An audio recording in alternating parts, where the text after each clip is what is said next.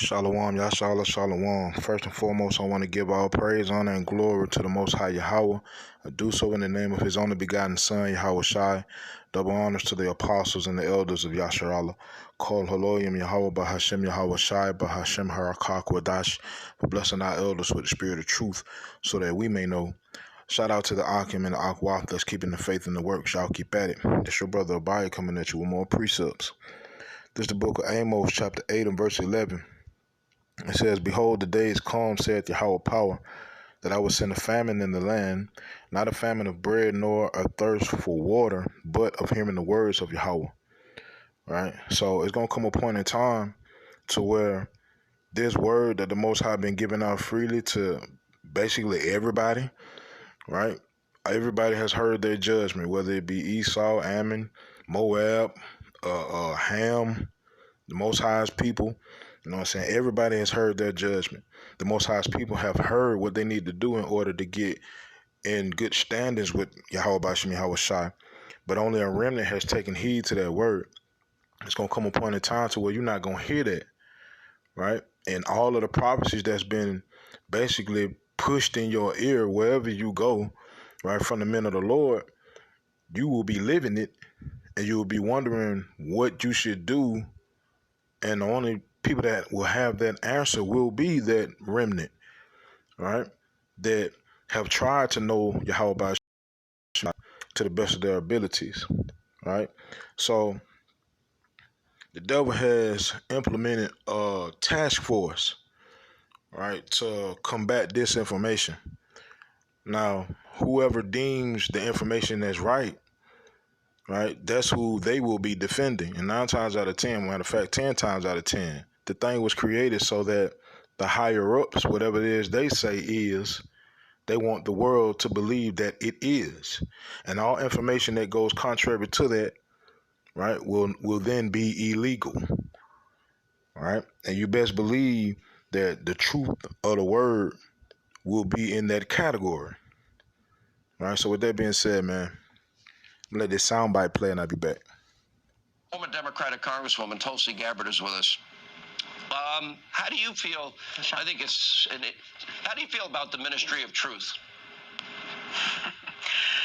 This is the kind of thing that you see in dictatorships, this Ministry of Truth, this Department of Propaganda that the Biden administration has just stood up. And the reason why you see this in dictatorships is because they're afraid of us. They're afraid of the people. They're afraid that we might actually think for ourselves. And so now they've created this body that will do 2 things. Number one, it'll use taxpayer dollars to work through the mainstream media and flood the airwaves with whatever their propaganda narrative is that they're pushing at any given time and try to drown out anyone with alternate views.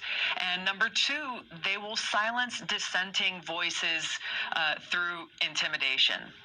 I think the thing to recognize with this, just real quick, is that this isn't something new. This is something that they have already been doing, that's happening right now. The only difference is they're formalizing it, making it official, which if there's a silver lining in this, it is they're revealing exactly who they are and why they're doing it, what they're trying to accomplish, and it allows us, the American people, to stand up and say, hey, you know what?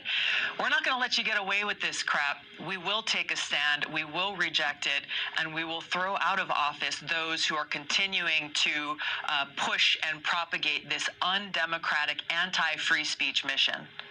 I showed tapes of Joe Biden. I'm going to show you tapes of Joe Biden in 2008 and 12 and 16. And then I have a question on the other side. In our bilateral relationships with nations with whom we deal and have serious trade deficits, we have to be willing to put more cards on the table. Now they got a new plan. Trust me, it's not going to cost you any more. Folks, follow your instincts on this one. They put one foot in front of the other. They keep going. That's the unbreakable spirit of the people of America. We hold these truths to be self-evident. All men and women created by you know the thing. I want to thank the former. All right. You heard he wasn't able to finish that because that man know we are not all created equal. And we've been bringing out the truth that we're not all created equal. And that truth hurts them. They even put a name on it, critical race theory. And these are facts. Only thing we've been doing is exposing their history, the things that they've been trying to cover up and hide and push off into the shadows. It's been brought to light, right? And now they are coming at the men of the Lord, because that's what this is all about, man. That's what this is all about, right? Because we've been exposing these folk for so long, and that number is growing and growing and growing. It's not stopping, right? It's because this ain't from man. This is from the Lord, man. This is spiritual. This is from Yahweh Shem Yahweh Shai. And this is the proof, right? So it's going to come a point in time where hey, man, they're going to start coming at people for speaking the truth, right? And like I said earlier, you had your opportunity to get this truth.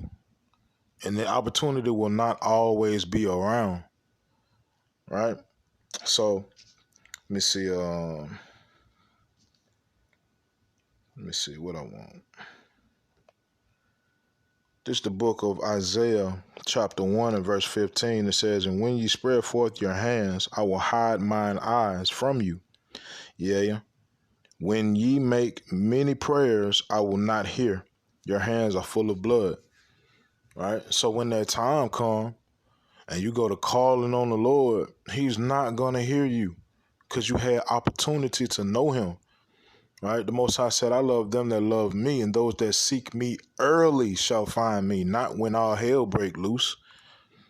If you seeking the Lord while you in the midst of the trouble prophecies, you shout. Right? And the Most High is going to take his word back.